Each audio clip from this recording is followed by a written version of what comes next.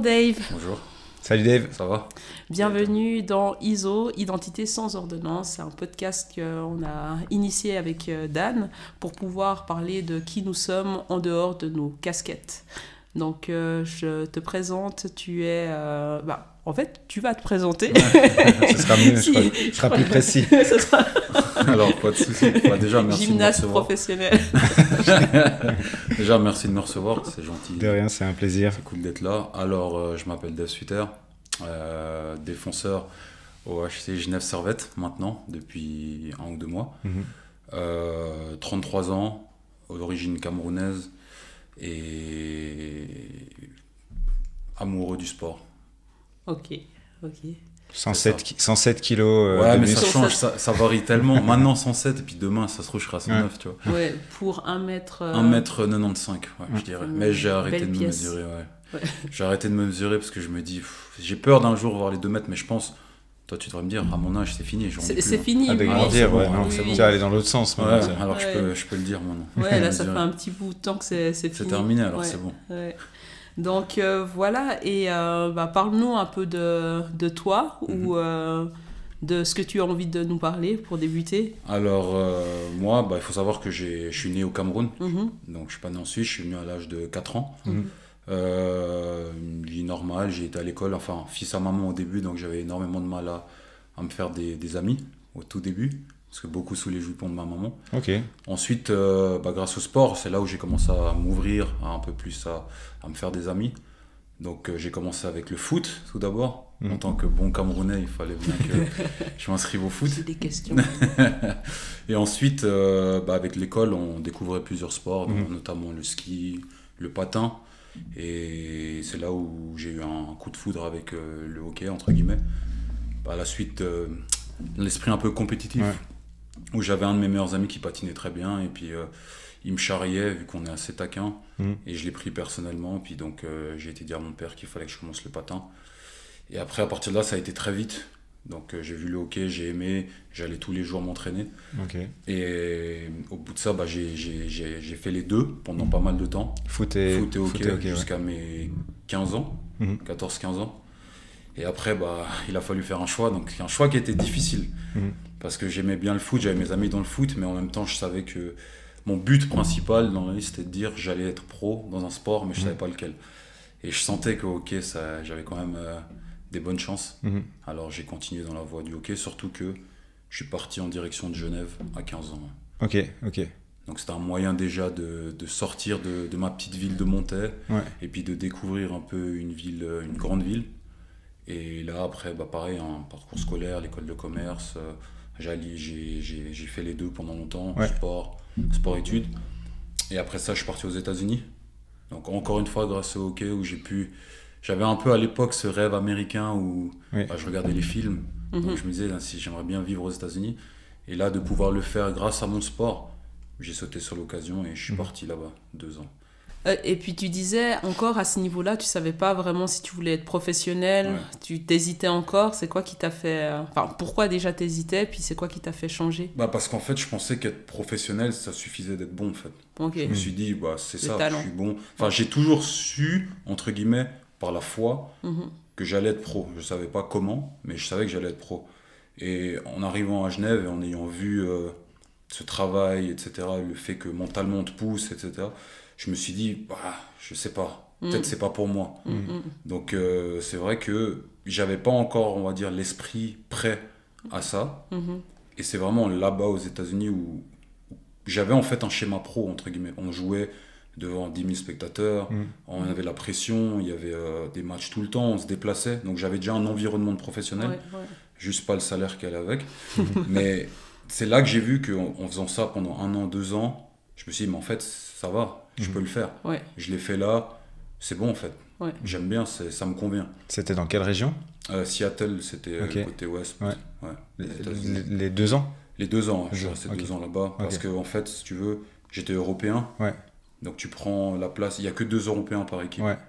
Donc je savais que j'avais déjà de la chance de faire partie des meilleurs Européens pour être dans cette équipe. Et après ça, je pouvais revenir une 3e année, sauf que j'aurais eu 20 ans. Et là, je prenais 2 places. Donc européen et joueur de 20 ans, parce que tu n'avais pas droit à plus de 2 joueurs de 20 ans également. Ok. Donc après, j'avais fait un choix où Genève m'avait demandé de revenir Ouais. pour que j'étais prêt à être pro. Mhm. Donc Ouais, je me avec suis l'expérience et tout dit, ça. ouais, et Ouais. je me suis dit, bon, allez, en plus j'avais la famille qui me manquait un peu. Ouais, quand même. Je venais de me mettre en couple à ce moment-là, Ok. donc je m'étais dit, bon, allez, je rentre. Donc j'étais assez pressé de rentrer, on va dire. Ouais, ouais. Et puis après, le retour, c'est Bah, la vie de pro qui commence. La vie de pro qui commence, mais au début avec une grosse déception, on va dire, entre Ouais. guillemets, parce que je suis rentré, mais j'avais pas pu jouer en Liga au début, Ok. parce qu'il y avait ce qu'on appelle un lockout, c'est-à-dire que les joueurs de NHL, ils avaient pas pu avoir un arrangement avec la Ligue, Mhm. au niveau des salaires et tout, donc ils jouaient plus pendant une année, ils avaient arrêté de jouer, donc ils avaient fermé le championnat. Ok. Donc il y en a beaucoup. Championnat qui sont suisse. Championnat, non, nord-américain, Ok, NHL. Donc il y a beaucoup de joueurs qui ont eu des propositions de venir Ok. en Europe, en Suisse notamment. Ah, Et après, c'est pas mal de joueurs qui venaient, donc ça prenait de la place pour nous les jeunes. ah. Mhm. Donc après, j'avais dû aller en Ligue nationale B. Mhm. Donc c'est vrai que quand j'étais rentré, ça fait une petite déception où tu dis mince, Ouais. je suis rentré pour jouer en Liga, Mhm. ça fonctionne pas. Ouais. J'avais été à Martigny, donc au début, pareil, mon mindset, j'étais un peu, pas à terre, mais j'étais très déçu. Ouais. Donc je voyais pas pourquoi j'étais là, je comprenais pas. Et en fait, c'est la meilleure chose qui me soit arrivée en fait, dans ma carrière, c'est de pouvoir après surmonter de nouveau ce challenge, de me dire je vais faire de la Ligue nationale B, Mhm. mais maintenant comment je fais pour remonter Mhm. Ouais. En A. en A, Ouais, voilà, ouais. exactement. Donc dans tout mon parcours, ça a toujours été des challenges tout le temps. Puis t'as fait comment? Bah, je suis arrivé en Ligue B, au début, c'était bien. Mhm. Il y a eu des moments, des hauts et des bas. Et après, j'ai cassé mon contrat avec Genève. Ok. Et puis, je me suis dit, c'est le moment de me débrouiller seul. Ouais. Et là, justement, dans ma tête, justement, grâce à la rigueur que j'avais pu acquérir à Seattle, Mhm. je me suis dit, je vais travailler et je vais me débrouiller tout seul pour remonter en Liga. Mhm.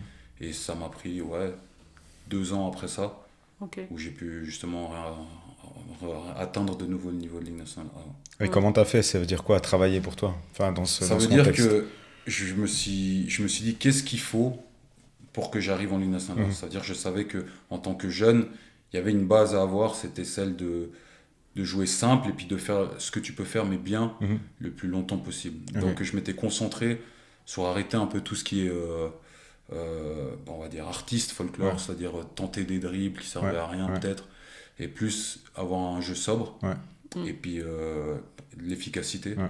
Et puis je travaillais beaucoup, c'est-à-dire que je m'entraînais le matin seul, après Ouais. l'après-midi je retourne à la patinoire. Donc je m'étais vraiment conditionné à, si je travaille, ça va bien se passer. ça va Il y a percer. pas de, Ouais. ça va passer. Si je fais rien, je ne pouvais pas me reposer justement Mhm. Mhm. sur mes lauriers en me disant je laisse, ça va venir tout seul. Ouais. Je savais qu'il fallait que j'aille chercher. Mhm. Donc j'ai fait, je me suis battu, j'ai été à Bienne et ça s'est très bien passé également. Mhm. Donc là, pareil, j'ai dû de nouveau prouver, parce que je venais de Ligue nationale B, Ouais. donc il fallait prouver que tu es capable de jouer en A. Donc Mhm. c'était de nouveau un challenge et puis c'est tout le temps ça, Mhm. tout le temps. Mhm. Ok. Et puis, est-ce que. Enfin, on te voit comme ça aujourd'hui avec ce physique. On disait, là, aujourd'hui, sur la pesée, 100 net, 107, 108 kilos. Pas loin d'avoir plus de 50 kilos de muscles, un truc comme ça. Faudra qu'on regarde la feuille. mais est-ce que, enfin, je vais pas dire t'es né comme ça, Non. mais quand tu as commencé à être à Seattle, est-ce que tu avais déjà ces atouts-là, ou est-ce que c'est aussi quelque chose que tu as développé? Ouais, j'ai dû le développer. Ouais. Si tu veux, en fait, avant de partir, je faisais 1,88 Ouais. pour 72 kilos. Ah ouais, ok. Donc, tu vois, j'avais Ouais. énormément de mal Ouais. à prendre du poids, Ouais, ouais. du muscle. J'étais quelqu'un d'assez longiligne. Ouais. Et en fait, en arrivant là-bas, après, je me suis entraîné. Mhm. À la fin, fin de la première année, je faisais 96 kilos. Ok. Donc, tu vois, j'ai pris une vingtaine de kilos Ouais. en très peu de temps. Parce que là-bas, on te conditionne. Ouais, ouais. Muscu, protéines, Mhm. Puis les gars, c'est un autre rythme de travail. Ouais, ouais. Donc j'avais pas le choix que de bosser. Et puis le travail a fait. Bah, après, en grandissant aussi, tu commences à vouloir développer du muscle pour essayer un peu Ouais. d'impressionner, etc. Ouais, bien sûr. Mais ouais, après, ça a toujours été le travail. Je suis pas né comme ça. Mhm. Mhm. Mhm. Ouais, moi, je t'ai toujours vu t'entraîner Balèze. même tard et parfois seul. Donc, c'est vrai que ça me parle. Et puis, je pense que c'est ça qui fait la différence aussi à un moment donné. Quoi. Ouais, t'as pas le choix. Ouais. Moi, j'ai toujours compris que dans la vie, il y aura toujours des hauts et des bas. Et chaque fois que j'ai eu des bas, je savais qu'il n'y a que le travail qui peut me sortir de ça. Donc je sais qu'en général, parce que c'est vrai qu'on a tendance, quand tout se passe bien, à un peu se reposer et dire ah, c'est bon, non, mais c'est vrai que je sais quand ça va pas du tout, je travaille et puis éventuellement je vais sortir de cette situation chaque fois. Puis tu parlais justement qu'au tout début, ben, tu étais un peu rebelle, t'écoutais pas et tu étais beaucoup aussi avec ta famille, accroché et tout ça. Comment tu as développé cette mentalité-là? C'est vraiment quand tu es parti ou bien tu as eu un moment, un déclic en te disant bah, moi j'ai foi en moi, je veux devenir pro, alors c'est bon, je vais bosser? Bah, c'est que le truc, c'est que j'étais tellement persuadé que j'allais être pro que même quand quelque chose m'arrivait, bah, je disais, bah, c'est normal en fait, ça devait m'arriver. Okay. Tu vois, je me disais, ah, c'est juste une étape, puis je vais trouver un autre chemin pour passer là. Mais je savais, je sais pas pourquoi, c'est pour ça que quand j'écoute souvent les gens qui disent c'est grâce à Dieu ou c'est la foi c'est tellement fort en fait. Quand tu es persuadé de quelque chose, que ça va percer. Ouais, peu importe ce qui t'arrive, c'est juste la perception que tu as du problème. Puis des fois, tu te dis, ah bon, ok, c'est ça, suivant comment tu le prends. Tu sais que tu vas le contourner d'une autre manière. Et jeune, j'avais cette capacité déjà à me dire, ouais, peu importe ce qui m'arrive, je vais être pro. J'ai eu aussi de la chance, j'ai jamais vraiment de blessure quand j'étais jeune. Mais j'étais, je sais pas comment te décrire, je disais à mon père, je dis non, mais c'est bon, je sais que ça va marcher. Tu vois. Est-ce que dans la famille, vous avez tous un peu cette mentalité-là ou toi, tu étais particulier? Non, bon, je sais que mon père biologique, lui, faisait du tennis. Donc, j'ai pas énormément connu, mais je pense qu'il avait un peu cette mentalité. Mais après, je pense que c'est mon entourage aussi, mes amis. Parce que comme je t'ai dit, on est très taquins déjà entre nous, puis il y a toujours un esprit un peu où on se charrie, on veut être meilleur que l'autre et tout. Et je pense que j'ai toujours eu ce truc où tu crois pas en moi, je dois te prouver le contraire. Teste-moi, quoi. Ouais, c'est ça. Tu me dis rien, c'est bon, à la limite, peut-être que... En fait, j'ai l'impression, avec tout ce qui m'est arrivé, que je préfère encore quand tu y crois pas, puis comme ça me laisse l'opportunité de te dire ah ouais, et de te montrer autre chose. Ça te drive. Ouais, exactement. Le challenge et tout ça. Parlons de ta carrière de foot. C'est quoi qui t'a fait vibrer dans le foot? Comment, t'as dit que t'as fait ça jusqu'à 15 ans, les deux. Parle-nous de ta carrière de footballeur. Le foot, c'est quelque chose, comme j'ai dit, en tant que Camerounais, on est censé tous jouer au foot depuis la naissance. Mais après, j'ai commencé, j'ai fait toutes les ligues régionales, c'est-à-dire C Inter, B Inter. Puis le foot, en fait, c'était surtout la camaraderie, en fait. Tu vois, mes amis avec qui j'allais à l'école, on grandissait, on venait, on s'entraînait, et même après ça, tu vois, dans les douches, tu passes encore 1 heure, tu veux pas rentrer à la maison, tu rigoles. Donc c'est vraiment le côté fraternité, t'es avec tes amis, et tu développes. Après, c'est juste que je comparais le foot et le hockey, et j'avais l'impression que le suivi au foot, surtout dans une petite ville, il n'était pas comme au hockey, tu vois. Au hockey, t'avais les étapes où t'avais les sélections cantonales, donc moi j'étais en Valaisanne, après t'es direct en romande, après tu passes en équipe suisse, alors que foot, j'étais en Valaisanne, mais après, venant d'où je venais, soit t'as Sion, soit t'as rien du tout, tu vois, parce que chaque canton, les gros clubs du canton, s'accaparent un peu les joueurs. Donc j'étais un peu moins friand de ça, puis le hockey, en fait, tout venait à moi assez vite. Donc j'ai vite laissé le foot, mais un petit regret quand même. T'as quelque chose qui reste dans le cœur, quoi. Ouais. Si maintenant, d'ailleurs, si quelqu'un un jour si quelqu'un recherche, Arabie Saoudite, Qatar, vous avez entendu. Si jamais, mais à quel point tu penses que ça a été déjà complémentaire, tu vois, d'avoir ces deux sports en même temps, pour tu vois, toute ta coordination, pour ta vision du jeu. Ouais, le cardio déjà, c'est un cardio peu aussi, parce que le foot, tu cours énormément. Après, en fait, dans la vie de tous les jours même, parce que j'avais pas de temps. Tu vois, j'ai sacrifié quand même des choses que j'ai fait avec mes amis. Eux, ils sortaient, ils faisaient des trucs, mais moi, j'avais pas de temps pour moi. C'était école, foot lundi, le lendemain, école, hockey mardi. Tous les jours, j'avais quelque chose. Tu vois. Donc, j'avais pas le temps d'aller, soit rester à la gare, traîner, aller dehors. Parce que dans ma tête, j'étais tellement focus sur le fait que j'ai mon sport, j'aime voir mes amis, j'étais sur un nuage, tu vois. Donc je pense que ça m'a aidé dans le côté cardio, comme tu dis. Après, l'esprit d'équipe, parce que t'es dans deux sports, tu fais foot, hockey. Et peut-être aussi comment tu te places sur le terrain, même le leadership, un peu placer les joueurs. Et puis aussi, comme j'ai dit, le foot, c'est encore plus virulent que le hockey, dans le sens où quand tu es sur un terrain, tu as toutes les nationalités. Tu vois Ouais. et on est dur entre nous. Tu vois, c'est pire qu'au hockey, t'as pas le temps. T'es fatigué, tu vas sur le banc, tu te reposes. Il y a moins Ça des change petits vite, coups, ça des change. trucs. Au foot, tu marches des fois. Un gars, il perd la balle, t'entends les insultes, tu dois accepter, tu vois. Donc ça fait partie du jeu. Ça fait aussi. partie du jeu. Et Les puis tu insultes peux à rien dire. l'oreille. Tu vois, alors que au hockey, c'était différent. Mais ça aussi, j'ai appris à garder sur moi. Et puis, ça m'a aidé. Ok. Et puis si tu avais continué, tu penses que tu serais où aujourd'hui? Au foot, Au foot. tu vois, on me le demande souvent. Mais si je te dis, si je prends le mois même de 18 ans ou même de 15 ans, je t'aurais dit j'aurais réussi au foot. 100% parce que je savais que j'allais réussir dans un sport. C'est juste ça a été le hockey, mais même le foot. Ça aurait été quoi ton club alors du coup? Ah, moi, si j'avais pu choisir Barcelone.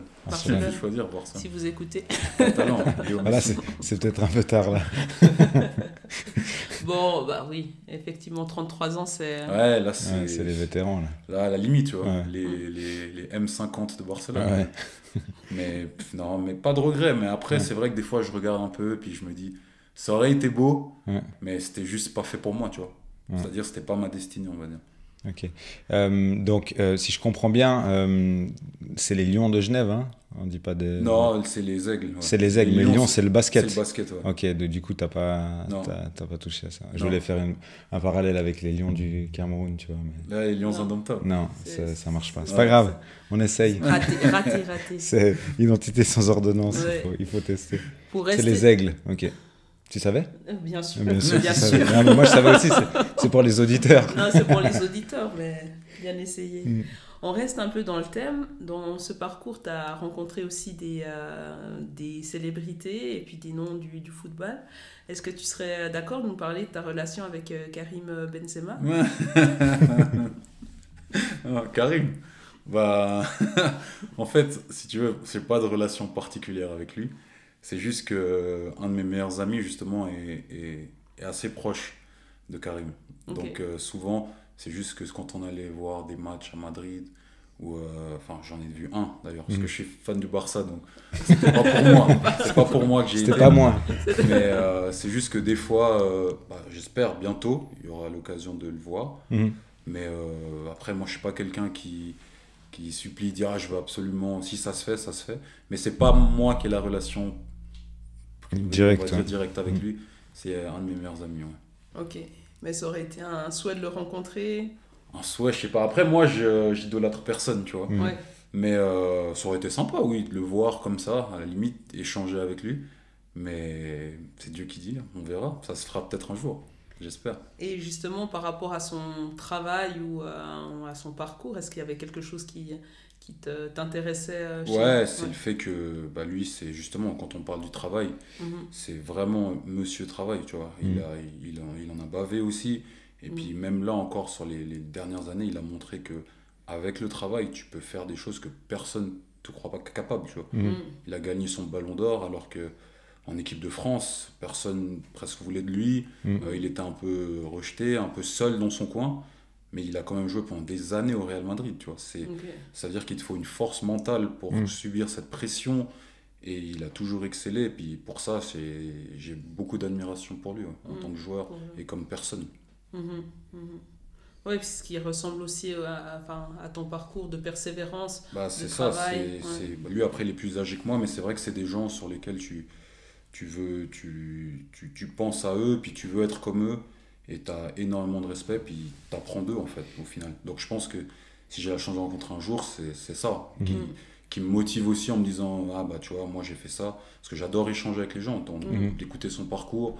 Et eux, en plus, au foot, il y a encore tellement plus de problèmes qui sont hors du sport, tu vois. Les accusations, enfin plein de trucs. Donc tout tombe sur la tête, puis tu dois quand même rester focus. Donc je trouverais incroyable d'échanger avec lui. Et puis dans le monde du hockey, t'as dit que tu t'idolâtres personne, mais c'est qui un peu tes modèles où tu dis en fait avant de commencer ou en commençant tu t'es dit waouh, ça c'est des joueurs ou des personnalités qui m'inspirent. Franchement, j'en ai pas eu énormément. Pas grand monde. Hein. Ouais, j'ai pas eu énormément parce que je connais pas, je maîtrise pas le hockey en soi. Mais après, si je dirais, il y avait une personne, parce que je pense que je m'identifiais plus à lui. C'était Piqué Subban, qui était aussi un joueur de couleur. Et quand j'étais jeune, c'était le premier que je voyais, entre guillemets, en dehors de ma personne. Même s'il y en avait d'autres, mais lui, c'est vraiment le premier que je voyais qui était super fort, qui marquait, qui faisait le show, en fait. Et vu que tu peux t'identifier un peu, t'as un peu une admiration où tu dis waouh, j'espère, waouh, incroyable ce qu'il fait, non. Mais sinon, à part ça, non, jamais eu personne. C'était juste l'identification de me dire, quelqu'un qui est un peu comme moi, puis tu le vois, puis tu veux performer aussi. Ouais, c'est vrai qu'il n'y a pas beaucoup d'afro-descendants dans le hockey. Non, mais ça arrive gentiment, je pense. Oui, j'ai vu à de plus Berne. En plus. Ouais, à Berne, il y avait un qui jouait à Chaux-de-Fonds en Ligue B, un petit Tony Matewa. Il y en a aussi à Lausanne, des petits jeunes. Il y a pas mal même de métissages qui le font. Mais je pense que ça va arriver au fil du temps où les gens vont se sentir plus à l'aise. Et puis après, c'est un sport. C'est ça aussi. Et puis après, c'est un sport qui reste quand même cher aussi. Donc, moi, je ne vais pas te cacher que le fait que mon père m'ait beaucoup accompagné aussi, ça m'a beaucoup aidé, parce que c'est aussi un sacrifice pour les parents de se dire je dois amener mon fils à Davos un dimanche matin, ou je dois aller tel et tel jour. Puis je sais que des fois, nous, personnes immigrées, on n'a pas forcément nos parents qui ont pas forcément les moyens, mais aussi cette implication où ils peuvent t'amener, puis cette possibilité de le faire. Ouais, peut-être d'autres priorités. Exactement. Donc ça, c'est aussi une réalité, je pense. Et puis justement, avec les afro-descendants que tu peux rencontrer dans le hockey, est-ce qu'il y a eu des personnes qui sont venues vers toi pour te demander conseil, ou est-ce que vous avez une relation particulière? En tout cas, j'essaye. C'était d'ailleurs sur ma page Instagram, c'est écrit j'ai mis quoi déjà? J'ai mis... je me rappelle plus, peut-être ça va me revenir. Mais c'est sur ma page. Et puis en fait, c'est ça que j'adore, c'est le fait que des fois je me rends pas compte, même en tant que joueur, mais j'ai des fois des jeunes joueurs qui sont afro-descendants, ou même qui ne sont pas afro, qui sont juste étrangers, on va dire, qui me disent je te suis, j'ai fait ça, moi aussi, qu'est-ce que tu penses, est-ce que tu penses que je devrais faire ça comme ça, qui me demandent des conseils. Puis c'est vrai que c'est motivant, puis ça me montre aussi que il y a des choses que j'ai fait juste, et puis que j'arrive à inspirer d'autres, tu vois. Et puis c'était ça aussi une motivation pour moi, où je me dis je suis capable en fait d'inspirer quelqu'un, tu vois. Et ça ça n'a pas de prix, je veux dire. Quand quelqu'un vient vers toi puis il se dit je t'ai vu, ou un parent, des fois ça arrive, c'est des parents, ils disent mon fils il veut aussi commencer le hockey, il ose pas trop, mais je lui dis que vous faisiez, et puis ça te motive, tu dis ça veut dire que j'ai quand même pu pas lancer un mouvement, mais je peux aider des jeunes à se dire s'il l'a fait, pourquoi pas moi. Ouais, mais t'as clairement ouvert des portes, ça c'est sûr. Et ça c'est cool, je veux dire, ça c'est vraiment gratifiant. Et puis quand on joue au HC Fribourg-Gotteron et qu'on se promène par exemple je sais pas, en ville ou dans un lieu public, y a beaucoup de gens qui te reconnaissent, qui te regardent, qui viennent vers toi, c'est comment? Il y a quand même, à Fribourg, c'est très gros petit, pour le hockey. Et puis il y a deux types de personnes, on va dire. Il y a celles qui vont venir, peut-être demander une photo, puis ou discuter. Et puis tu as l'autre personne qui va te dire, même chuchoter, tu vas murmurer, c'est celui-là. Dire ton nom, mais pas te déranger, ou pas vouloir te déranger ou quoi que ce soit. Et après, il continue. Il y a de tout, vraiment. Mais t'en es pas arrivé à avoir besoin de sécurité? Non, on n'est pas du tout là. Non. Est-ce que dans le hockey, ça existe des superstars comme ça? Parce que moi, j'arrive pas à me rendre compte. En NHL, en NHL, oui. Après, ça dépend du pays. Tu vois, tu joues au Canadien de Montréal. À Montréal, c'est très gros. C'est vraiment le sport. Toute la ville suit. Donc oui, eux, ça leur arrive. Dans certains clubs du Canadien. Aux États-Unis aussi, mais après, c'est tellement grand. Il y a tellement de sports entre le football américain, le basket. Mais c'est pas comme le foot, tu vois. Mais ça peut arriver, mais seulement dans des pays comme le Canada. Il y a vraiment du...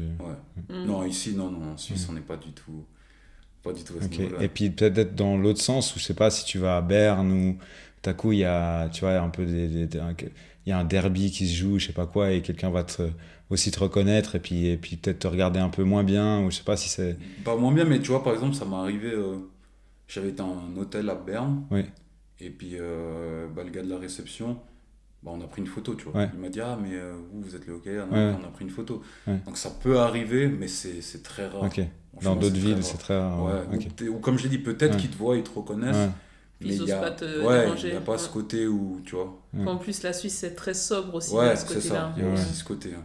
Pas intrusif. Non. En tout cas, c'est vrai que depuis que tu joues, ça nous a motivés aussi à aller voir quelques matchs. Ouais. Après, l'ambiance, elle est tellement bien à Fribourg. Et puis, je pense que même moi, j'ai pas mal d'amis qui viennent de plein de pays différents, qui sont venus voir un match, puis qui m'ont dit « Ah, mais c'est top l'ambiance. Alors, redis-moi quand t'as des billets, on va venir. » Donc, tu vois, c'est juste que la plupart des gens, des fois, ils connaissent pas le sport. Et puis après, une fois qu'ils le voient ou ils commencent à s'intéresser, bah, tu tombes assez... pas amoureux, mais tu peux t'y prendre. Est-ce que quand tu es sur la glace, tu perçois ce qui se passe un peu dans les gradins? Je sais pas, des fois, tu sais, il y a des supporters qui se balancent des trucs. Tu perçois ou tu es vraiment dans une bulle et tu non, tu peux. En fait, c'est tellement bizarre à dire, mais pour ma part, il y a plusieurs phases pendant que je joue. Tu as la phase où quand j'arrive à Londres pour le match, tu penses à rien. Enfin, moi, personnellement, ils sont déjà... Moi, je pense à rien du tout. Je viens, je fais mon échauffement, ma routine. Donc, t'as pas l'impression d'être pro, en fait. Tu viens faire ce que tu fais tout le temps. Puis après, pendant le match, t'as un peu de nervosité. Donc, au début, tu regardes le public un peu, etc. Et quand tu joues, tu fais pas abstraction de ce qui se passe autour. Tu vois, tu joues, t'es vraiment dedans. Mais des fois, t'as un moment où tout se passe bien, tu es relâché, tu te sens bien, vous gagnez, puis là tout d'un coup tu te sens à l'aise, puis tu regardes ce qui se passe, tu souris même non plus, parce que tu sais que tu es pas dans ta zone, mais tu sais que tu es bien, tu vois. L'équipe joue bien, vous êtes bien, donc ouais, il y a des fois je vois pas du tout parce que tu es vraiment dans ton truc, puis il y a des fois où tu fais abstraction, tu regardes un peu ce qui se passe dans les tribunes, etc. Ouais. Ok, intéressant. Mais pour te dire, c'est tellement bizarre, quand j'ai eu ma blessure là, c'est là où j'ai réalisé que j'étais pro en fait. Parce qu'avant ça, sur le côté, bah en fait avant ça, si tu veux, quand tu joues, tu te rends pas compte de l'engouement et tout ce qu'il y a autour. Tu viens juste faire ce que tu fais tout le temps. Et quand j'étais blessé, donc j'étais dans les tribunes et je regardais, puis je regardais tout ce monde, le public, tout ce que ça amène. Je me suis dit mais en fait on se rend pas compte, mais c'est quelque chose, c'est énorme, tu vois. Et c'est là que j'ai commencé à me dire, mais en fait, non, c'est sérieux, en fait. Je suis pro, en fait. Tu vois, t'as dû être de côté pour te rendre compte de ça, quelque part. Parce que des fois, tu dois te détacher d'une situation pour voir, en fait. Quand on dit prendre de la hauteur pour regarder vraiment c'est ça.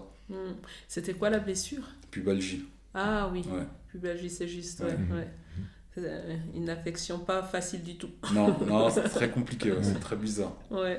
D'ailleurs, j'ai eu la chance de pouvoir te suivre un peu une saison et on en a discuté, mais tu as aussi témoigné d'avoir eu justement moins de douleur. Est-ce que tu peux nous parler un petit peu de cette expérience que tu as eue, les sensations Tu dis avant ou après disons l'amélioration plutôt que tu as pu noter. Déjà, c'était déjà très compliqué au début parce que tu te dis, tu as une blessure que tu connais pas du tout. Tu vois, puis comme je t'ai dit avant, je m'entraîne, tu te sens presque parce que tu n'as presque jamais eu de blessure. Et là, tu as un truc, tu te dis, ça vient d'où en fait? T'as rien de cassé, on te dit juste, ça te fait mal. Et puis en fait, après ce processus, c'était dur mentalement. Et même après, quand j'avais déjà moins de douleur, je rappelle, on en avait discuté, tu as toujours en fait cette peur où tu te dis, imagine ça relâche puis ça revient. Donc après heureusement on a fait un travail ensemble, on s'est concentré vraiment sur la zone abdominale, etc. Et en fait ça m'a aidé, je me sentais bien, je me sentais vraiment bien comparé à avant. Donc j'ai progressé, mais tout en ayant tout le temps cette peur de me dire, sachant que pendant longtemps j'avais pas joué, tu reviens dans une équipe où tu dois refaire tes preuves, donc tu es en fin de contrat. T'as tellement de choses qui te passent à la tête. D'un côté, je dis, je dois m'entraîner, donc c'est pour ça que je t'ai venu te dire, est-ce que tu peux m'aider à renforcer cette zone-là, ce qu'on a fait. Mais après, tu dois encore gérer la pression de l'entraîneur. Est-ce que tu vas pouvoir jouer? Lui, il se dit peut-être non, tu vas plus pouvoir jouer. Après, t'es en fin de contrat. Il y a tellement de choses à gérer. Et en fait, le fait d'avoir le suivi avec toi tout le long, ça m'a aidé à me dire que ce côté-là, physique, il est bon, il est solide. Maintenant, le reste, il faut juste que je continue, puis ça va tourner, en fait. Donc, ça m'a beaucoup aidé, mais c'était compliqué au début mentalement, jusqu'à ce qu'après, je signe mon contrat et je me dise, bon, maintenant, ça dépend plus que de moi. Moi, je vais faire le mieux, puis le reste, c'est pas moi qui me charge. Ouais, puis ça s'est bien passé la fin. Ouais, puis tu as fait des super playoffs. Hein. Je pense que tu as eu beaucoup de retours aussi. Surtout l'après. Tu as senti aussi à l'aise. Et puis, puis surtout, j'ai pu faire une saison sans que ça me fasse mal. Et ça, c'était la plus grande victoire pour moi. Parce que je pensais vraiment, je me suis dit, quand j'ai eu cette blessure, peut-être que c'est fini. Tu vois. Peut-être que c'est fini. En fait, ma carrière s'arrête peut-être même maintenant. Mais heureusement, j'ai pu passer à travers ça, puis là, je suis bon de nouveau pour 3 ans. Ah, mais c'est top, c'est top. Ouais, tu parlais un petit peu de mental, là. Comment est-ce que tu te prépares, ou quelle technique tu as, ou est-ce que vous avez aussi un accompagnement à ce niveau-là pour faire de la préparation mentale, la visualisation, des outils? Après, nous, on n'en a pas en soi, mais moi, j'aime bien, comme je t'ai dit, j'ai toujours la même chose, où quand j'arrive au match, je pense à rien du tout. Je fais juste ma routine, parce que il faut que je répète les mêmes trucs que je fais d'habitude pour me sentir bien. Et avant le match, là, je fais de la visualisation, où je peux bouger un peu pour me sentir bien, sentir un peu les sensations. Mais avant le match, je sais pas comment je peux pas te donner ma performance, que je sais pas du tout. C'est juste en faisant ma routine, si je me sens bien. Et après, une fois que c'est parti, je sais que je suis concentré. Dès que je suis à l'aise, c'est bon. Mais c'est toujours compliqué. Mais j'ai de la visualisation. Ok. C'est intéressant. On va peut-être parler un petit peu de moi, ça m'intéresse, les contacts qu'il y a au hockey. Voilà, après, il y a des gabarits différents, mais je pense que est-ce qu'un joueur il va choisir qui charge, puis il va se dire Dave, peut-être pas trop, ou bien tu réfléchis pas Normalement pas. Après, je sais qu'il y a des fois des joueurs, mais c'est une minorité, qui viennent, mais pas à 100%, tu vois, qui peuvent se dire je fais ça juste comme ça au cas où. Mais en général, non, peu importe qui c'est, tu vas, et puis ça peut être un ami, hein. J'ai vu des frères se massacrer, c'est égal. Est-ce que tu as eu des grands fights au sein de... On a un magnifique ralenti là pendant les playoffs, d'une belle droite. J'ai pas énormément, fait le tour des réseaux, mais j'en ai quelques-uns petit fois. J'avais eu notamment aux États-Unis aussi, quelques-uns. Et puis en Suisse aussi, mais c'est jamais moi qui cherche. Mais ça, c'est fou quand même. Parce que... Et puis tu t'es entraîné aussi à la boxe. J'aime bien faire de la boxe pendant l'été. D'ailleurs, c'est pas un petit moment, je vais recommencer, je pense, au début juillet. Mais j'aime bien faire de la boxe parce qu'en fait, la boxe, c'est un combat en fait. Et je prends le hockey quand tu joues contre un adversaire ou tu as un match, c'est un peu la même chose. Dans le sens où des fois, il n'y a pas chaque shift que tu as va bien se passer. Donc c'est comme chaque round, tu vas pas forcément le gagner. Mais tu sais que le but, c'est à la fin de gagner ton combat, tu vois. Donc je le prends vraiment quand je m'entraîne ou quand je tape ou quoi que ce soit. C'est juste une façon de préparer mon esprit à me dire, c'est toi ou lui, tu vois. Mais ça, c'est assez typique quand même. Je sais pas s'il y a d'autres sports où vraiment c'est commun comme ça de s'envoyer des tartes. Pas tellement. Hein. Non, il y a vraiment que le hockey. C'est un sport spécial. Ça vient d'où, tu penses? C'est parce qu'il y a beaucoup de protection ou parce que c'est... Comment ça a commencé? C'est la culture qui est comme ça. Puis déjà, l'Amérique du Nord, ils sont assez comme ça. Tout ce qui est combat, tout ce qui est jeu physique. Et ça peut être aussi contrôlé parce que tu sais, as les équipements. Donc c'est vite lourd et tu es vite fatigué. Donc c'est plus facile à contrôler un combat de deux hockeyeurs qui se battent que maintenant une bagarre dans le foot où les gars, ça peut aller vite, coup de pied, puis ils se fatiguent moins en fait. Et puis les sanctions vont être différentes, quoi. Au foot, tu fais ça, je pense que ta saison elle est compliquée, alors que au hockey tout le monde va t'applaudir, quoi. Ouais, c'est fascinant. Et puis peut-être, est-ce que... Enfin, tu parlais de foot avant, mais tu utilises la boxe comme préparation aussi, comme préparation mentale, comme... tu parlais de visualisation aussi, mais est-ce que tu te serais vu boxeur? C'est dur. Franchement, j'aurais aimé, mais je sais pas, parce que c'est dur. Je sais pas si j'ai ce qu'il faut pour être boxeur, dans le sens que ça demande encore plus que le hockey, tu vois. Et comme je dis toujours, pour être un bon boxeur, tu peux pas avoir une vie... Enfin, tu dois avoir vraiment galéré dans ta vie pour pouvoir te surpasser, tu vois. Faut aller chercher quelque chose qui... Ok, c'est différent, tu vois. Puis la boxe, après, c'est à l'international, tu peux aller boxer. C'est toi, t'es tout seul, tu vois.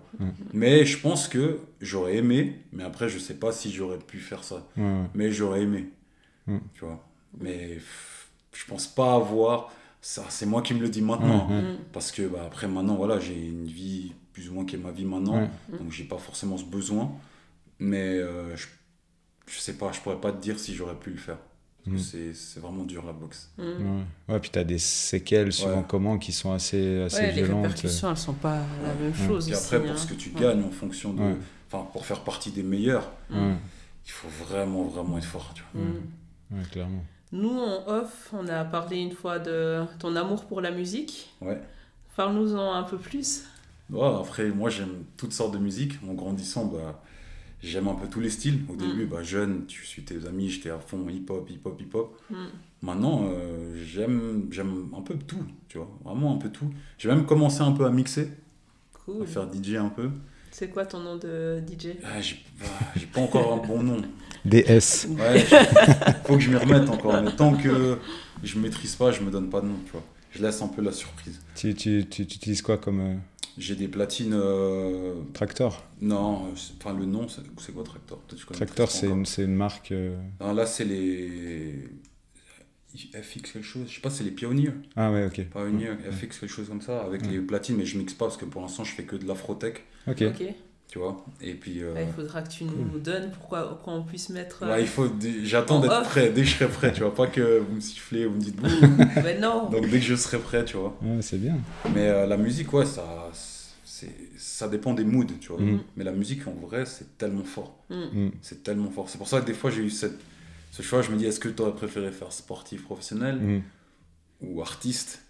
C'est dur, parce que la musique, c'est vraiment fort. Tu vois, quand j'entends des gens qui disent pour un chanteur, ta musique a changé ma vie ou m'a sauvé la vie, je me dis, tu peux vraiment impacter des gens d'une manière qui est tellement puissante. Et je le vois moi-même, en fonction des moods, j'écoute certains sons où ça m'apaise, où ça me met vraiment bien, où ça me motive. Pour le fitness, quand je m'entraîne, tu vois, suivant les sons que je mets, je sais que je vais encore pousser beaucoup plus. Ouais, puis ça peut être un haut-parleur encore plus pour les chanteurs aussi. C'est ça. Le militanisme. C'est ça, où ils disent des vraies choses. Militantisme. J'étais en train de réfléchir. Militantisme. Mais le militantisme. Ouais, c'est joli, le militanisme. Ça fait partie du direct. Ouais, donc peut-être une deuxième vie comme musicien. Je sais pas, si j'arrive à garder cette foi puis à me dire allez pourquoi pas, mais pour l'instant je sais pas, parce que comme je dis, il faut que ça soit vraiment une passion, tu vois. Ouais, bien sûr. Dans le sens que là j'ai commencé, mais je vois que je suis un peu bancal, je fais un peu, après j'arrête, je fais pas. Alors que quand j'ai commencé le sport, c'était tous les jours, il n'y avait pas de repos. C'est clair, c'était ça, donc c'est pour ça que je me dis, je pense pas avoir peut-être ce truc en moi où je me dis j'ai vraiment envie de le faire, tu vois. Bon, l'artiste, c'est vrai que l'artiste il a une autre approche aussi du travail. Des fois c'est plus par à-coup comme ça, par inspiration, tu vois. Et puis après ça dépend, mais il y en a qui vont faire ça le soir tard, tu vois. Enfin, t'as pas énormément d'artistes, les pros oui, mais c'est souvent, tu vois, après le travail, des choses comme ça pour se détendre, donc c'est sûrement ça alors, donc il faut peut-être que pour l'instant mon côté sportif qui a cette rigueur et qui se dit non, il faut que ça soit, faudra peut-être que je le mette de côté, puis que je pense plus à un côté, comme tu dis, à le faire de temps en temps. Clairement. Et puis là, tu as 33 ans. 33, quelles sont tes perspectives? Comment tu imagines les 10 prochaines années? C'est dur. Pour l'instant, j'ai qu'une seule envie, c'est d'être papa. Donc j'espère que la prochaine étape pour moi, ça sera ça. Et le reste, développer des choses. Aider aussi, c'est-à-dire des plus jeunes. Parce que moi, j'ai pas eu de grand frère. Et je sais que des fois, c'est quand même différent. Quand je vois, quand tu as un grand frère, des fois, tu as ce côté où, plus protecteur, où il voit les choses que toi, tu vois pas forcément. Et puis, il a une expérience aussi où il peut te dire « Ah non, fais ça plus comme ça ». Donc, pourquoi pas aider aussi d'autres jeunes qui ont eu, soit qui sont comme moi, ou qui ont aussi un parcours de hockey atypique, et puis que je peux les guider ou leur donner des conseils. Comme un coach Comme un coach, ou pas un agent, mais vraiment quelqu'un qui peut appeler, puis pas une épaule à pleurer dessus, mais juste un gars un mentor, un mentor, plus un mentor peut-être. Puis donner de mon expérience, et puis développer d'autres choses aussi. Parce qu'après, je pense que quand tu finis le sport, je pense que tu dois retrouver un truc qui te drive, comme tu dis. Tu vois, et après, je pense que ça va être ça, de trouver, comme j'avais dit la dernière fois, tu finis un chapitre, tu fermes ce chapitre et tu recommences un nouveau. Et le nouveau, il va falloir aussi que je trouve ce qui me motive et ce qui me drive et puis de le faire à fond, quoi. Est-ce qu'il y a, quand tu vois, il y a la saison, tu as toute cette adrénaline pour les matchs notamment, et puis tu vas être en pause, est-ce que tu sens que tout à coup, tu sais, tu as un peu ce blues d'après, t'es dopé à la... quand tu fais plus rien, fais plus rien, après tu te sens que... Ouais. Bah, tu te sens presque inutile en fait. C'est trop bizarre. Ouais. C'est vrai que quand tu finis même une saison, c'est pas mal une semaine, tu fais rien. Mais c'est vrai qu'après c'est très long. Tu te dis, t'as besoin de faire quelque chose, t'as besoin de bouger, tu te sens pas bien. Et tu vois, tu te sens limite inutile. Je comprends. Tu te dis, qu'est-ce que je peux faire? Et puis tu veux faire plus, mais tu peux pas. Et c'est vrai que c'est pas un sentiment. C'est vrai qu'on se dit des fois, mais ils sont contents, ils ont la pause. Mais non, c'est. Même nous, 2-3 jours, vous attendez que... sans glace, si on ne donne pas la glace 3 jours, tu te dis, mais je fais quoi en fait? T'as l'impression que ça dérègle tout. Je comprends. Et puis, si tu prends un peu des exemples autour de toi, Cindy demandait avant, qu'est-ce qui se passe après, tu vois, vu que tu as 33 ans et puis que on sait que... elle va la savoir, c'est bientôt. On en rajoute. C'est gentiment, mais la carrière, l'heure. Elle va jusqu'à... Ça dépend des joueurs, mais moi j'avais toujours dit j'espère jouer jusqu'en tout cas 35. Tu vois. Là normalement j'arriverai à 36. Après on verra. 3 ans. Donc du coup c'est quoi un peu le parcours typique d'après une carrière de hockey? Est-ce que voilà, tu parlais il y a des gens qui sont agents, des gens qui sont entraîneurs, il y a quoi? Il y a un peu de tout. Il y a beaucoup de joueurs, des fois ils font le cliché assureur. Ok.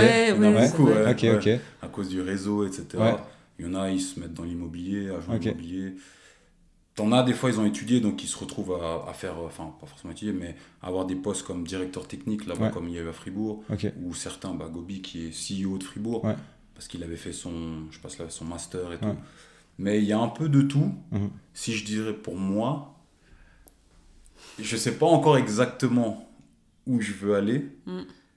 J'ai des idées et que je pense que je vais mettre en place très très bientôt. On est intéressés. Intéressé à savoir plus. Que je vais mettre en place très bientôt. Mais ouais, je pourrais pas te dire exactement. C'est encore le seul truc dans ma vie où j'ai été sûr, c'est que j'allais être pro. C'est le seul truc.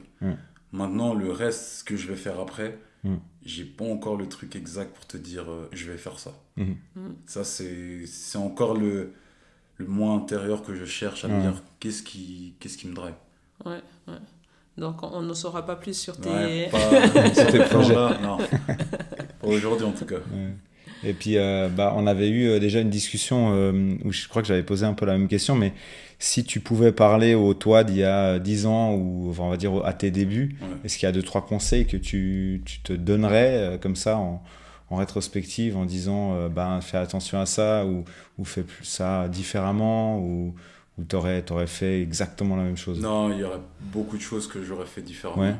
Si tu veux, moi il y a beaucoup de choses quand j'étais jeune que j'ai pas fait parce que je voulais pas être remarqué. En fait, j'ai eu un espèce de syndrome où... de l'imposteur? Non, mais en fait, vu que j'étais joueur de couleur en plus, tu sais que t'es déjà remarqué, tu vois.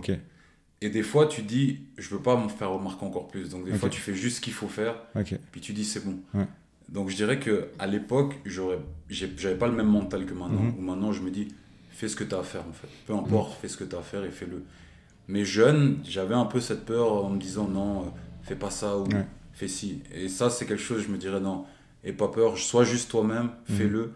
Et le reste, en fait, tu t'en fous, tu vois. T'as pas à avoir peur de qui tu es ou de te cacher par rapport à ça.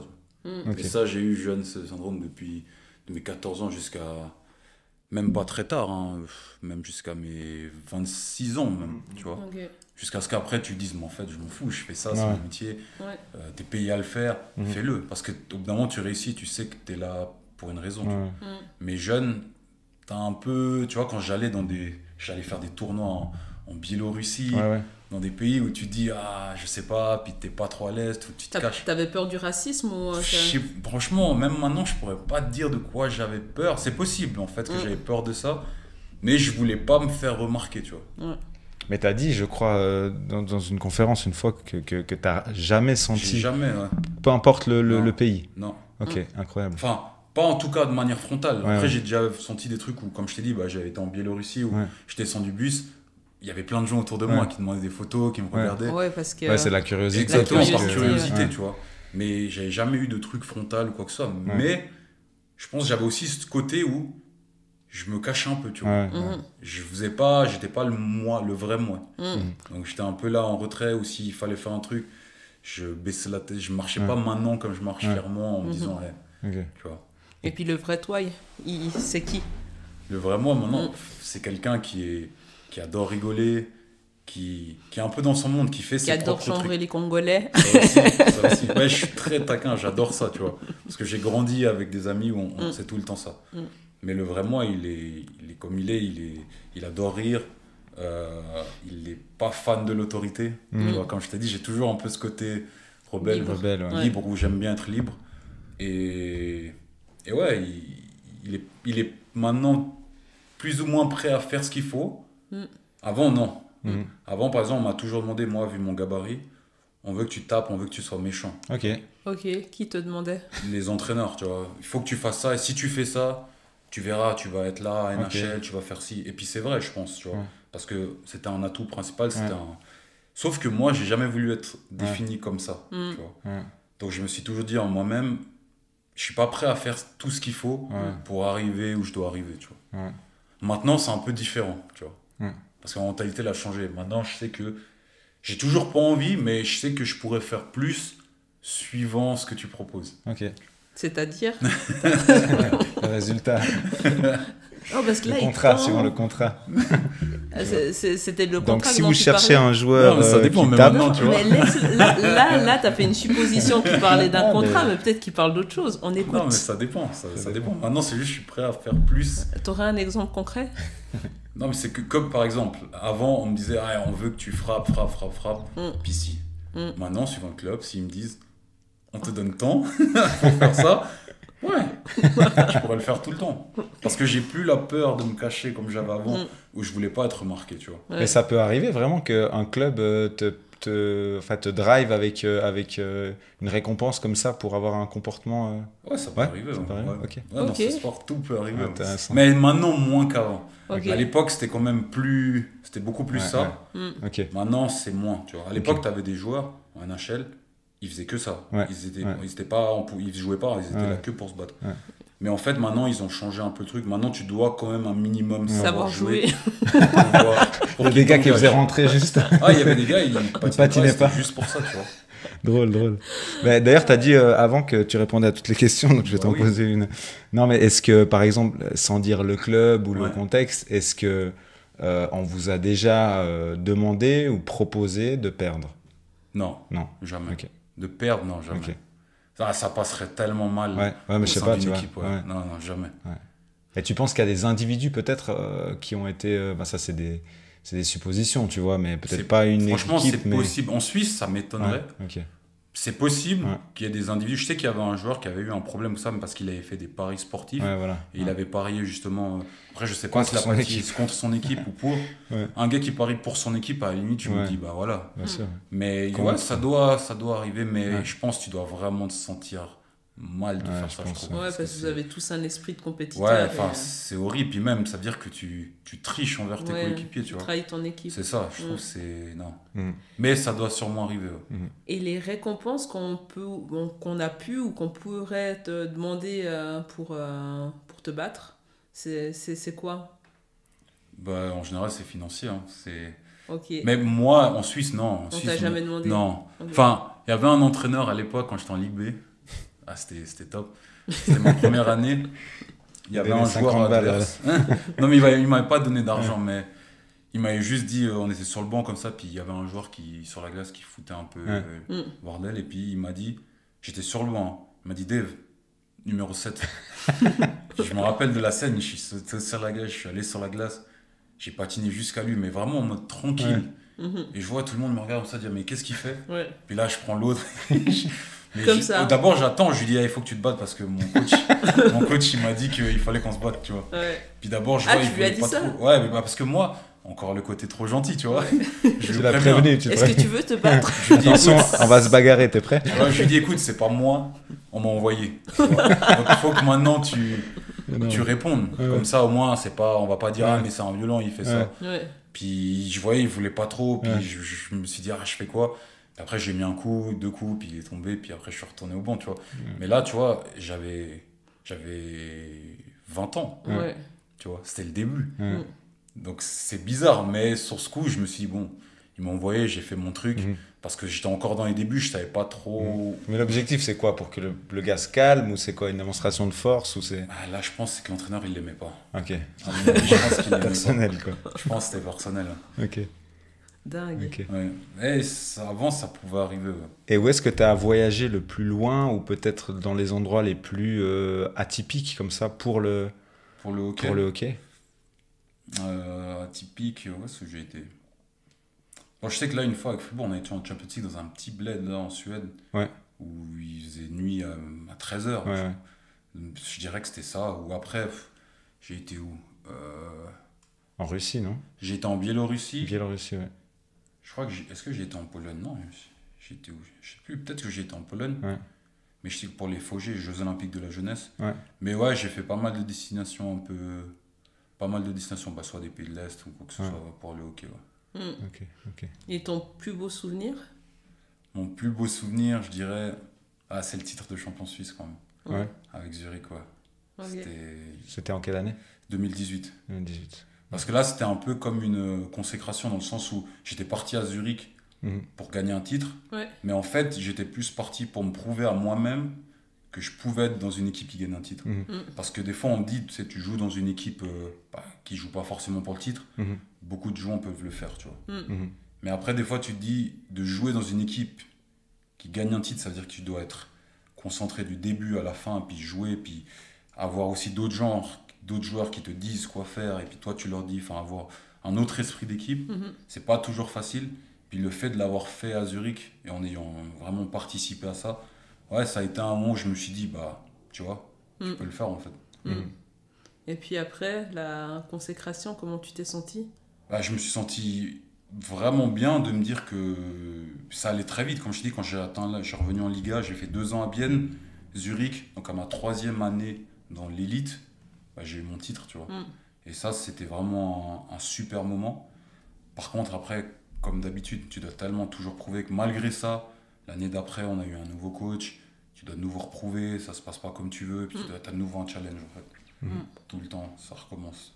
Ouais. On va passer à une partie un peu surprise. T'es prête?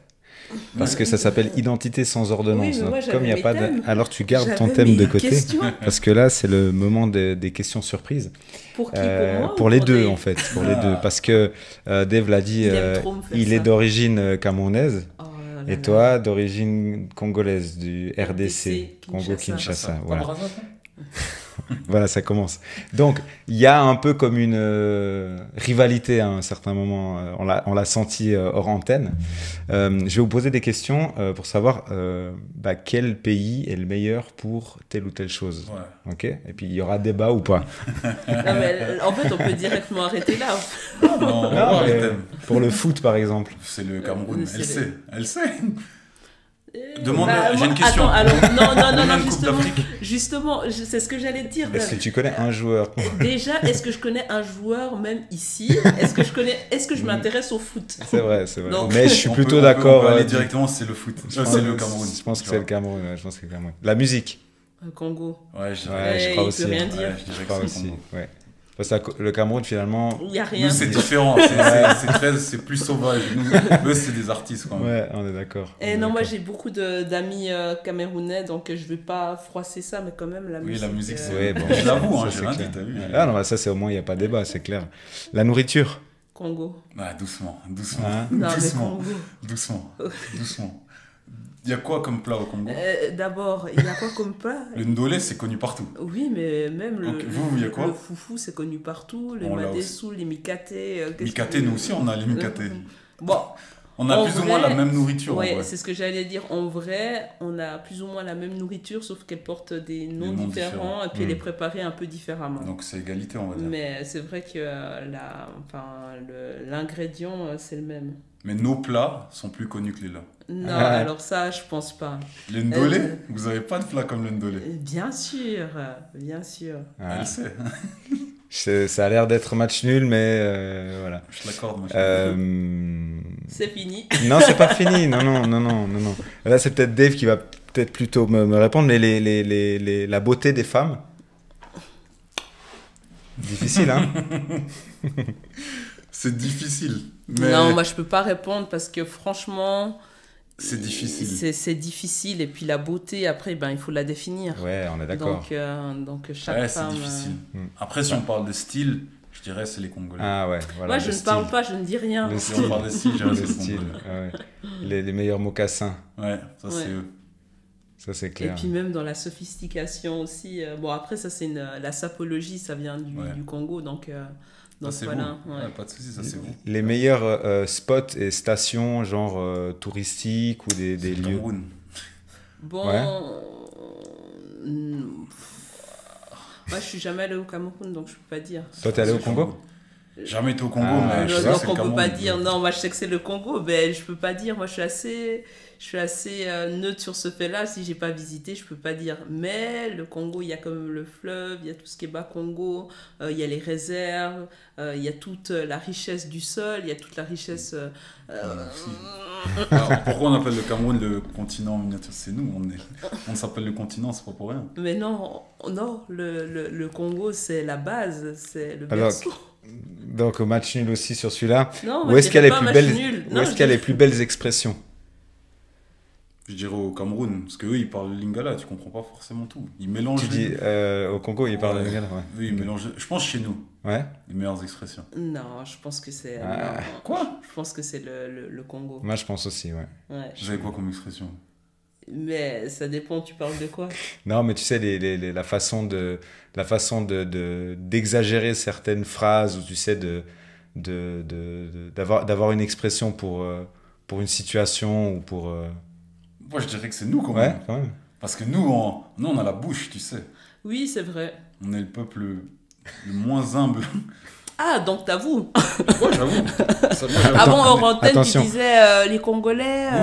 Vous êtes pas honnête. Les gens les plus polis. Non, Dan, déjà. Les gens les plus polis. Oui. Non, mais déjà, franchement, j'aime pas trop ce truc. Ça, c'est pas nous. Voilà, je crois. Maintenant, on va faire un débat parce qu'il faut aussi dire, Dan, il est d'origine de Roumanie. Ouais, mais je connais rien. Non, mais après, on va faire aussi le. Tu veux faire baisser le taux de l'audience, c'est ça? Ben, c'est ça. Non, je peux pas dire. Franchement, je connais pas assez la culture pour dire ça. Mais il a avoué au moins qu'en termes de politesse, je pense que c'est vous. C'est quand même mieux. Parce que nous, on est très sauvages quand même. Mais bon, au Congo, comparé au Cameroun, je pense qu'il y a... c'est une façon différente de vivre. Ouais. Et nous, on est très dur. Ouais. On est très dur.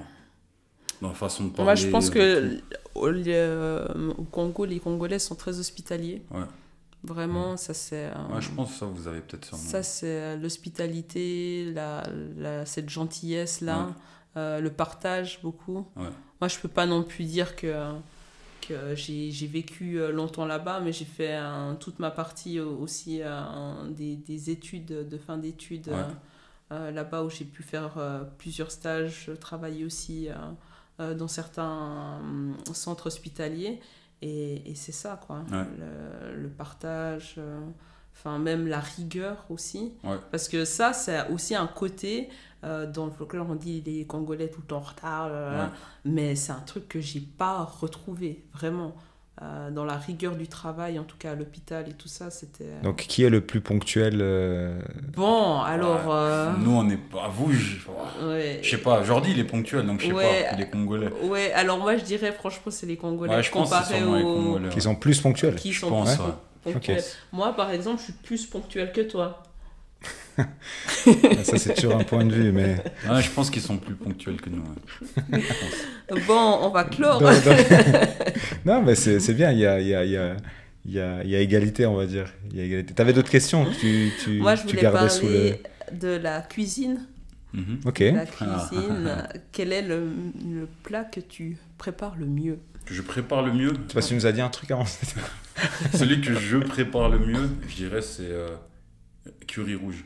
Le curry rouge. Ouais, je suis très bon à ça. Ok. Ouais. Ben, on saura la prochaine fois qu'on va C'est venir. épicé, Si tu viens chez moi, c'est ma femme qui va cuisiner. Voilà, là. C'est très fort. Ouais.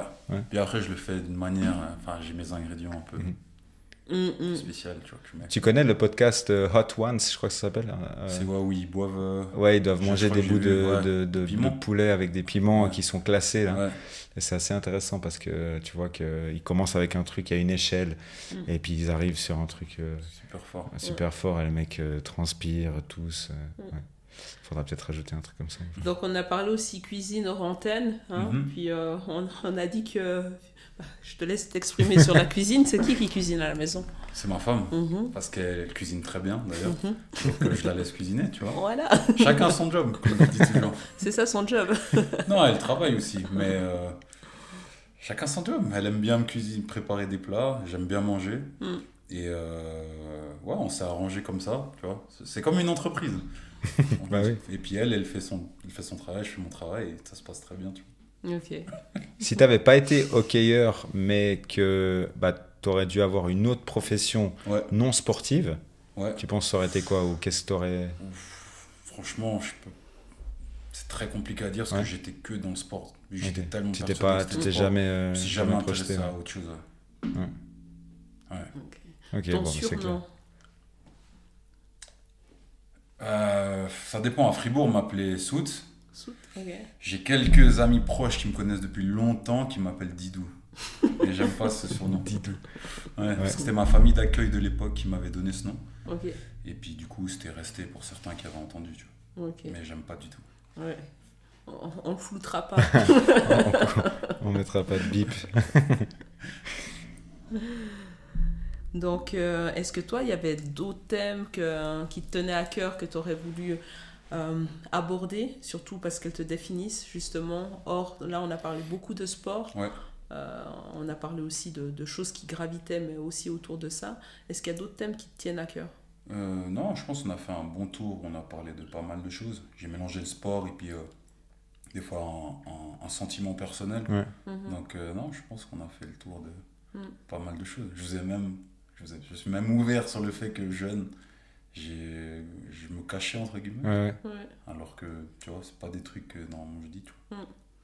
Ça me fait rebondir sur le fait que je t'ai aussi invité une fois sous le monde associatif du village africain de Fribourg, où tu as pu faire une conférence justement sur se dépasser aussi en tant que sportif. C'est vrai qu'on n'a pas, à part avec le quiz de Dan, évoqué l'aspect afrodescendant. Toi, quel serait le message aussi par rapport à notre communauté qui t'écoute ou qui t'entend sur ta carrière? Sur ma carrière, c'est... Ou sur toi. C'est de ne pas avoir peur en fait. Il ne faut pas se mettre de limites, de barrières, de se dire c'est pas pour moi. Il faut toujours se dire aller toquer à la porte pour voir ce que c'est. Parce que des fois on serait surpris, tu vois. Parce que si je m'étais, quand je pense à moi, si je m'étais dit ah non, c'est pas pour moi, c'est pas un sport afro, ou c'est pas... je serais jamais là où je suis aujourd'hui, tu vois. Donc des fois c'est toquer et de voir, tu vas rencontrer des gens extraordinaires et c'est s'y prendre et puis s'adapter. Et je pense qu'on n'a plus à avoir peur, tu vois. On est tellement, surtout au regard, on est tellement bien intégrés, on sait parler, on sait se présenter, on est poli, on parlait de politesse avant. On arrivait à apprendre à assimiler de tout, de notre culture, d'ici, que je pense qu'en fait, on arrive à combiner les deux côtés, c'est-à-dire ce côté, comme tu disais, au Congo avant, ils ont la rigueur du travail, et puis ce côté aussi européen où on est ponctuel, on sait se présenter, on sait parler. Et on n'a rien à envier à personne en fait. Tu vois. Donc je pense que c'est juste oser se présenter. Même si on est seul, on n'a pas forcément d'autres gens comme nous qui nous ressemblent à un moment précis. C'est pas grave. Tu peux amener d'autres gens, tu peux influencer d'autres gens à te rejoindre. Puis tout d'un coup, comme on parlait de hockey avant moi, où j'ai commencé au début, j'étais un des seuls. Puis quand je vois que maintenant il y a d'autres petits qui viennent, en fait tu te dis qu'au final, tu as lancé un espèce de mouvement où maintenant, j'espère dans 5 ans, peut-être qu'ils seront 4 dans la ligue, tu vois. Puis ils seront ensemble parce qu'ils vont se sentir plus forts en se disant on est 4, je suis plus tout seul. Et c'est le but. C'est vraiment le but. C'est un beau message d'être qui on est et d'être fier de qui on est. C'est ça. nos origines, de tout ça. Et puis dans la diaspora camerounaise, qui tu côtoies aussi comme peut-être autre sportif ou je côtoie François Moubandji qui est venu là, footballeur. D'ailleurs qu'on salue. Ouais, avec qui on discute pas mal. Et il joue encore à Sion là? Non, il a arrêté justement, il a arrêté sa carrière et puis là il s'est adonné à ses autres projets. Il a ouvert une académie de foot où il développe pour l'instant du côté français. Mais je sais qu'il a en tête de déplacer ça après en Afrique, au Cameroun.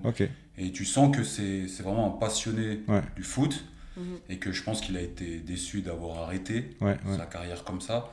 Mais il a tellement encore cette passion qu'il veut encore retranscrire ça aux jeunes. Et je pense que c'est tout à son honneur de pouvoir partager ce qu'il a vécu et puis sa passion à des jeunes qui...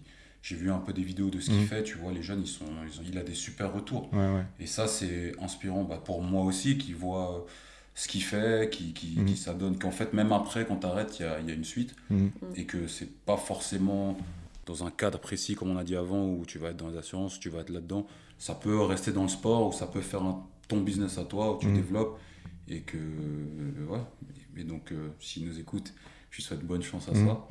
Mais en tout cas, lui, c'est aussi une personne, je dirais que quand j'écoute, ou même quand il est venu à la conférence, c'était très intéressant d'écouter son parcours.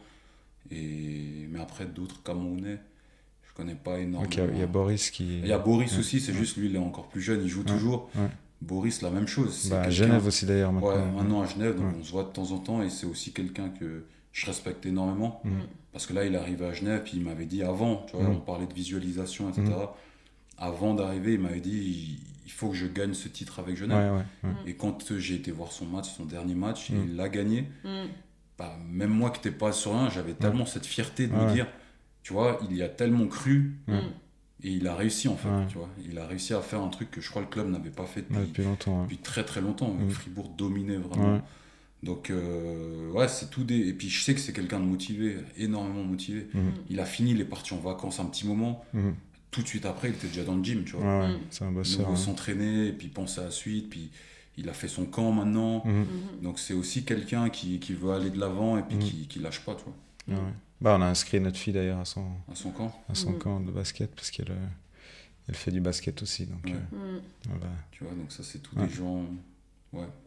Et puis toi, par rapport aussi à la diaspora camerounaise, est-ce que tu imagines développer aussi justement ce mentorat que tu disais? Ça peut, je pense. Après, je sais pas encore si ça sera dans le domaine du sport ou en fonction de les autres trucs que je vais faire, si ça tout se passe bien. Pourquoi pas après, même là-bas au Cameroun, faire un truc qui est totalement pas dans le sport, mais peut-être développer des formations peut-être pour des jeunes, mais dans un type... on va dire informatique ou tech ou je sais pas, mais je pense que j'avais écouté un podcast aussi sur ça. Je pense que ces prochaines années, l'Afrique a beaucoup à jouer sur différentes thématiques, tu vois, notamment l'aspect digital. Enfin, je sais pas comment c'est au Congo, mais au Cameroun, tout le monde a un iPhone, tu vois. Tout le monde maîtrise l'iPhone, on voit des virements, enfin... Donc, Et ça, c'est vraiment question de génération. Je pense que tu peux pas aller dans un pays aujourd'hui... qui est coupé de la technologie. Mais tu vois, là-bas, pour dire que soi-disant ils sont moins avancés, tout ce qui est twin, tout payé, ils le font déjà depuis des années. D'envoyer de l'argent comme ça avec des Orange Money, etc. Donc, ils sont déjà là-dedans depuis des années parce que c'est pas le même système qu'ici. Tu vois, tu payes tes factures, tu reçois une enveloppe avec ta facture, ton code QR, il n'y a pas de ça, tu vois. Là-bas, on te fait tout comme ça, digital, donc depuis longtemps... Donc ça pourrait être un projet pour la suite, mais je vais aller petit à petit. Parce que j'ai eu tendance à vouloir faire trop de trucs, puis après tu te perds. Donc je me dis, on verra, étape. Ok. C'était un plaisir de t'avoir avec nous. Merci peut-être une fois. La dernière question pour Identité sans ordonnance. Si tu devais te définir justement en tant qu'être à part entière, comment tu te définirais? En un mot? Oui. En un mot ou en une phrase? Je dirais que je suis quelqu'un de... J'ai beaucoup d'empathie. J'arrive à comprendre les choses de la vie assez facilement. Si on discute, j'arrive à comprendre les choses. Et maintenant, j'ai un regard... J'ai beaucoup évolué et changé. J'étais très... Pas fermé, mais j'avais une vision qui était ma vision et c'était tout. Et maintenant, en fait, je me suis rendu compte que la vie, c'est tellement plus complexe que ce qu'on pense. Et c'est que une question de perception. Tu vois. Comment tu perçois les choses et comment tu tournes. Tu vois, un problème, si tu dis ah mince, j'y arriverai jamais, ou tu dis ah mais peut-être que ça m'est arrivé parce que ça devait m'arriver. Ok, maintenant je vais faire ça pour.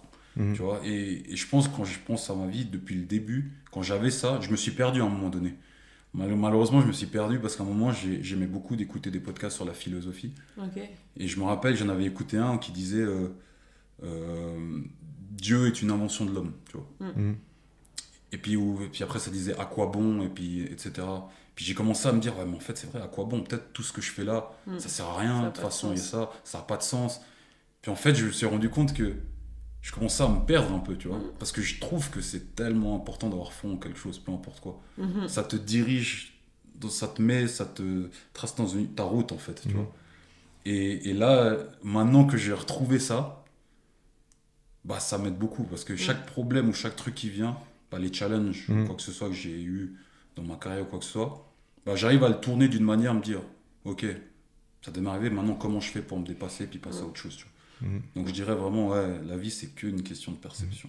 Il y a un cadeau derrière chaque étape, quoi. Ouais, ça me parle beaucoup parce que je dis souvent à Dan, la foi, la définition c'est de croire avant de voir. Et puis c'est ça, dans tout ce que tu fais, si tu crois pas avant de voir, bah t'arrives pas. Et puis tant que tu crois, que tu vois, que tu visualises, et ben, ça se réalise. Moi, j'ai aussi le mot de la fin. Cindy, par exemple, elle a fait l'armée suisse. T'as fait l'armée? Tu vois, le mot de la fin, et tu balance 2-3 dossiers dossiers comme ça. Ouais, elle a fait l'armée suisse. Ouais. Elle était toute belle. Avec son uniforme. Mais ça veut pas dire que je l'ai bien vécu. Hein. Non, mais c'est pas ce que j'ai dit. J'ai juste dit qu'en fait, personne... Enfin, maintenant, on commence peut-être à le savoir parce qu'on le dit de temps en temps. Mais c'est quoi les choses que t'as cachées ou bien que peut-être personne sait, tu vois? Personne sait. Je sais pas, t'as fait un truc dans ta jeunesse, t'as été scout ou je sais pas... non, un truc... Fadi. Personne sait. Ah, franchement, comme ça, je vois pas. Parce que je suis quelqu'un, en général, j'ai dit... Je cache pas trop. À part tes projets. Ouais. Mais parce maintenant, on sait que tu mixes, donc ça va. Tu vois. Ouais, mais sinon, comme ça, qu'est-ce que DJ jamais... DS. Hein? DJ DS. T'as pas joué d'un instrument bizarre? La flûte traversière. Non. Par contre, jeune, j'avais fait du stand-up. Ah. Du stand-up. Intéressant. Ah, du stand-up quoi? Non, je jouais des la comédie. Ouais, j'avais fait de la comédie, ouais. Stand-up paddle. Ok, intéressant ça, tu vois. Ok. Jusqu'où t'as été Après, j'ai arrêté, j'avais pas le temps. Puis t'as fait ça pendant combien de temps? C'était comique, donc, dans le sens... Ouais. Ok. Ouais, j'ai fait 3 ou 4 spectacles. Ah, cool. Ah, quand même. Ouais. Il y a des vidéos ou pas? Non, c'était l'époque, il n'y a pas de... Okay. Tu parles. On va dire. Alors, si vous nous écoutez et que vous avez une vieille cassette... Ouais, j'avais un prof qui écrivait les trucs, puis après, moi, je passais, puis j'avais passé. Tu te souviens de tes vannes? Plus vraiment, mais je me rappelle, c'était juste une histoire d'un homme qui avait des animaux de compagnie, puis il était toujours grincheux, puis moi je jouais ce rôle-là. Et puis au bout d'un moment, il balance tout le monde dehors, son chat, son chien, sa femme, puis après il se rend compte que en fait c'est lui qui a merdé depuis le début, et puis après il sort tout seul, et puis moi je jouais ce rôle-là, puis je faisais les mimiques, etc. Puis je m'étais même improvisé à faire les bruits des animaux. Drôle. Et puis j'avais fait ça, j'avais fait aussi une présentation comme ces jeux questions-réponses. Ouais. Puis j'étais tout seul, puis je parlais plus ou moins moi-même. Ouais, des rôles différents. Ouais. Ah ouais, intéressant. Ouais, mais c'est cool. Moi, pour préciser, j'ai fait... Justification. Non, mais c'était intéressant. Hein. J'étais soldat d'hôpital. C'est toi qui t'étais inscrit alors? Oui, c'est moi qui m'étais inscrite parce que via l'université, en fait, ceux qui étaient en médecine, ils pouvaient s'inscrire via la Croix-Rouge. Donc, je m'étais inscrite comme ça pour pouvoir avoir d'expérience dans les soins et puis la médecine dans l'armée. Parce que je me suis dit, si je fais de l'humanitaire ou si je fais quelque chose qui va sur des missions, bah, au moins j'aurai les notions de base pour aller faire des... Puis ça t'a plu? Alors, ça, c'était l'illusion de tout ce qui était terrain. En fait, on le retrouve, mais après, moi, j'ai fait vraiment pas trop longtemps, donc j'ai pas fait vraiment une carrière dans l'armée, donc je l'ai pas trop retrouvé. Après, ça m'a appris... Alors, pour répondre à ta question, est-ce que ça m'a plu? Pas vraiment.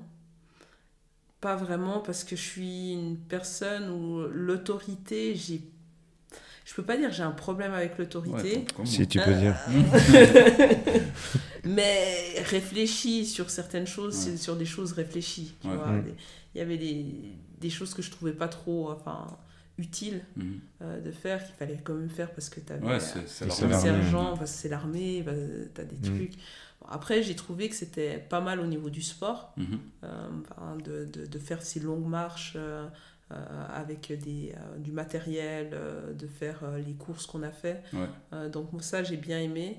Après, tout ce qui était uniforme, j'avais beaucoup de peine. Ouais, tu mettais l'uniforme dans le... Ah ouais, moi dans le train. Hein. Ouais, je me cachais. Parce que c'est après, je pense que c'est mon identité aussi, où peut-être qu'il y a beaucoup de Noirs ou d'Afro-descendants qui sont dans ce cas-là, mais de porter l'uniforme suisse en tant que noire, femme noire, moi je me sentais pas du tout à l'aise, je me sentais pas du tout dans mes baskets en fait. Et puis par rapport peut-être à ce que j'ai vécu aussi, tu te dis il y a moins de dire voilà, moi j'ai la fierté de porter l'uniforme suisse et tout ça, donc de ce côté-là, je l'assumais pas en fait. Mais c'est fou comme c'est culturel, parce que tu vois aux États-Unis par exemple ou dans d'autres pays, les gens peu importe leur origine ou leur niveau social, ils sont tellement fiers, tu vois.